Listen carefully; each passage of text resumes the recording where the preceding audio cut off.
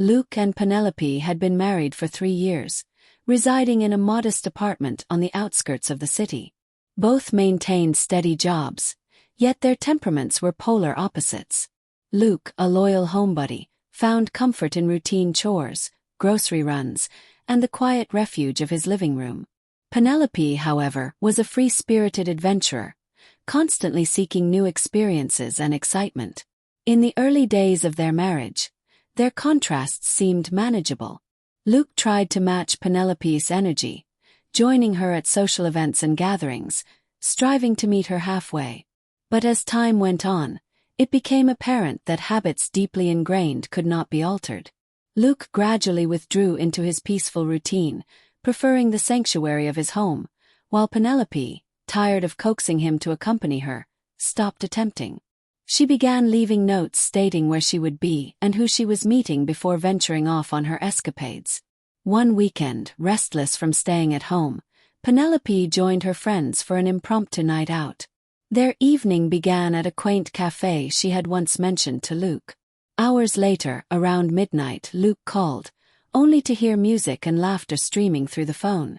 She was no longer at the cafe. She had moved on to a nightclub, drawn by the thrill of dancing. Though Luke had never been to a nightclub, he knew enough to feel uneasy. Men, he suspected, often sought fleeting pleasures there. He asked when she planned to return, gently hinting at what he considered a reasonable hour, but she brushed him off. Her energy was still high, and she wasn't ready to come home. Exhausted, Luke fell asleep on the couch, restless thoughts keeping him uneasy. Hours later, he awoke with a stiff neck and a gnawing anxiety in his chest. It was far past the time Penelope had promised, yet she hadn't returned. His calls went unanswered. Only 30 minutes later did she finally arrive. To Luke's surprise, Penelope entered calmly, composed and collected. When he questioned her, she deflected with a soft apology, claiming she had lost track of time.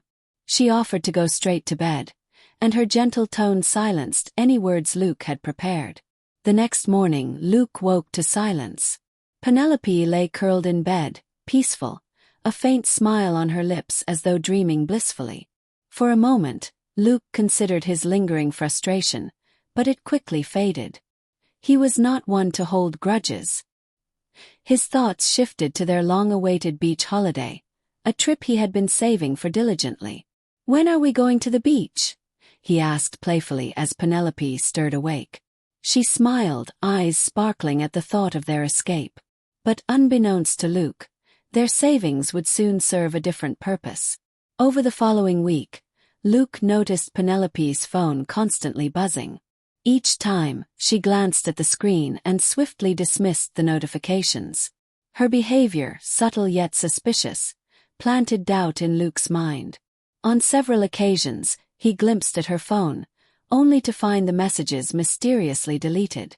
It became evident Penelope was hiding something, likely concerning him. By Friday, she prepared for another night out, vaguely mentioning plans with her friends. Another club night.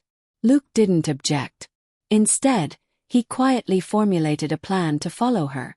That night, Penelope and her friends entered the nightclub, enjoying free entry.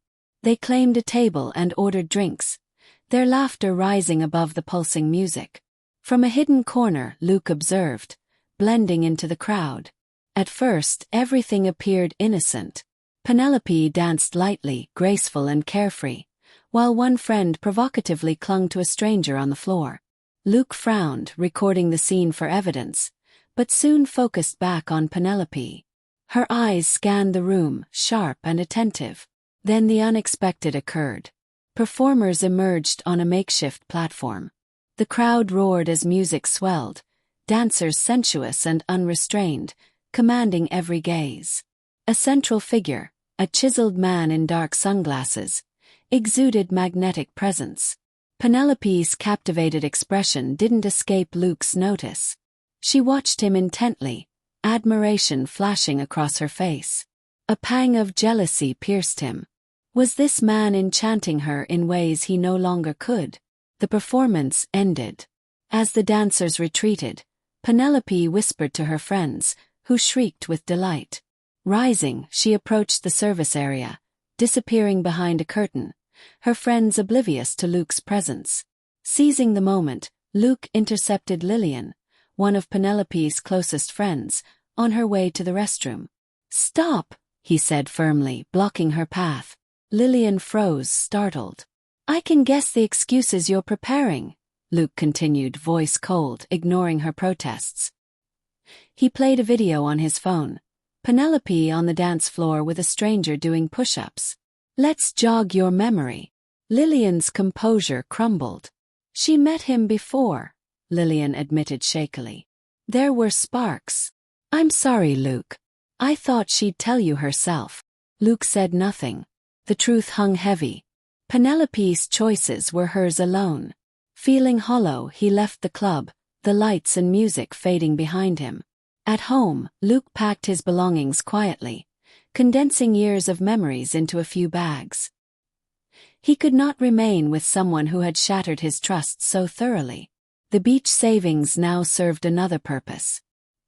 He moved to a new apartment near work, away from the weight of betrayal. Penelope tried repeatedly to contact him, spinning stories of misunderstanding, but Luke's decision was firm. He filed for divorce, cutting ties decisively. As a final measure, he sent the incriminating video to Nathan, Penelope's brother. Nathan, appalled, promptly evicted her. With nowhere else to turn, Penelope leaned on Lillian for company. Together, they sought solace in the nightlife Penelope once adored. But the nights no longer felt carefree. Loneliness lingered in smoky corners, fleeting encounters failing to replace the stability lost.